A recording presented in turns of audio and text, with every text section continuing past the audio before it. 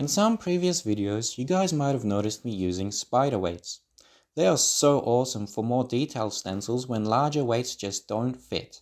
They're easy to get your can around and stop those small little areas from lifting, so you can get sharper edges where you really need them, like around the eyes or the edges of the mouth. So I'm going to show you two different ways of making spider weights. The first one is super cheap and easy, just using erasers and paper clips.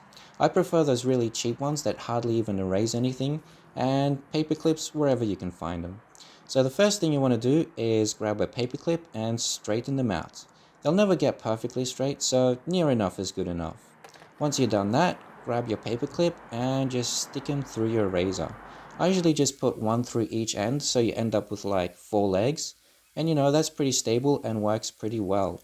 This is actually the way I used to make them back in high school, just, pinching some supplies here and there. Not that I recommend you guys do that.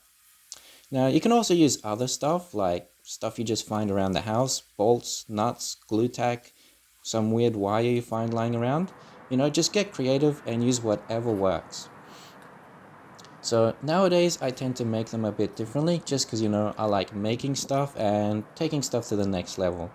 So the way I make them now is I use a mold and some wire, and then I also use some old lead weights that I find lying around, usually off old car wheels, and this AliExpress thingy bobby, which I have no idea what's called, but it's pretty good for melting stuff.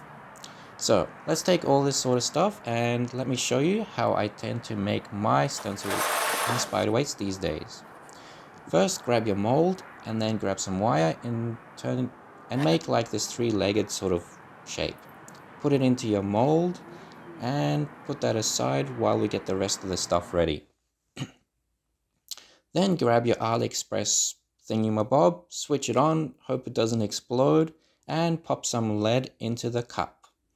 So we're going to use this to melt down the lead, and surprisingly it actually works pretty well. Just make sure you lift it up off of the table so it doesn't burn a hole through it. Just like this.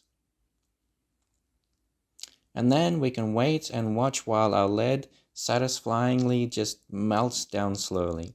Now the thing with melting lead, make sure you do it outside in a well-ventilated area, because it is pretty toxic and could even be worse than sniffing spray paint fumes.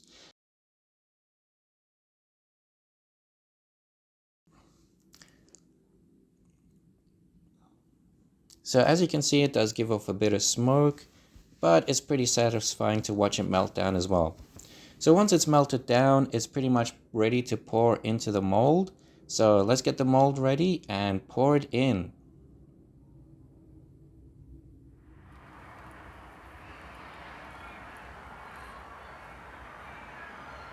Just being super careful not to miss the mold.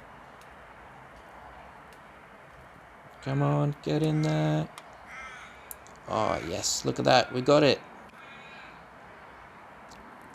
And the great thing about lead is it sets super quickly, it cools down super fast, and then you can pull it straight out and it's done. And these lead weights work really well. They got the perfect amount of weight. They got super long legs so you can adjust them really well. And as you can see, I've made quite a few. Now, the reason why I've made so many is, well, don't tell the members, but I'll probably give a few of these away.